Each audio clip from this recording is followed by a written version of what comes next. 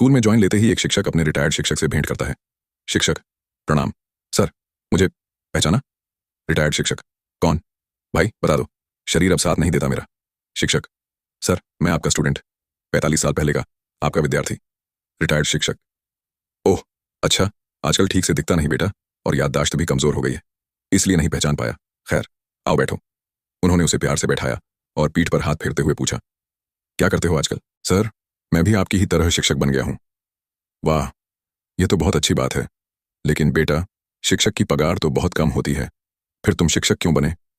Sir, जब मैं 7वीं कक्षा में था, तब हमारी कक्षा में एक घटना घटी थी।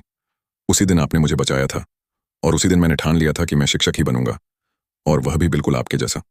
आज वो बात फिर से आपको याद दिलाता हूं, शायद मुझे भी याद आ जाए आपको। अच्छा, क्या हुआ था तब?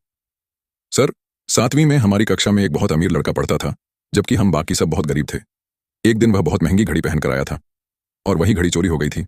कुछ याद आया सर? 7वीं कक्षा?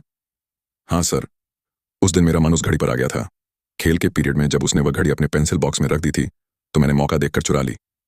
उसके बाद आपका पीरियड था। उस लड़के ने आपके पास घड़ी चोरी होने की शिकायत की।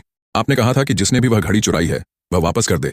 आप उसे सजा नहीं देंगे, लेकिन डर के मारे मेरी हिम्मत ही ना हुई घड़ी वापस करने की। फिर आपने कमरे का दरवाजा बंद किया और हम सबको एक लाइन में आंखें बंद कर खड़े होने को कहा।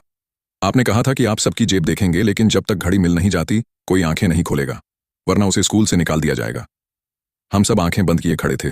आप एक एक करके सबकी जेब देख रहे थे। जब आप मेरे पास आए, तो मेरी धड़कन बहुत तेज हो गई।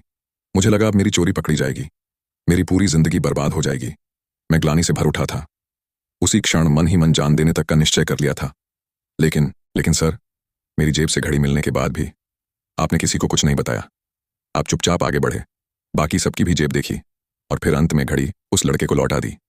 बस इतना ही कहा, अब ऐसी घड़ी पहनकर स्कूल मत आना, और जिसने भी यह चोरी की है, वह दोबारा ऐसा न करे।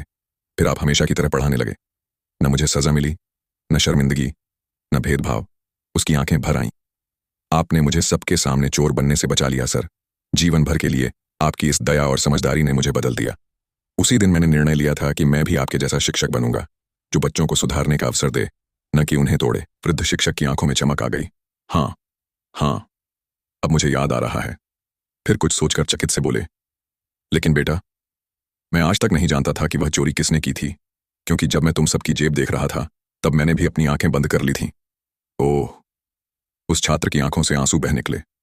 आज जिंदगी का एक और बड़ा पाठ आपसे सीख कर जा रहा हूं सर।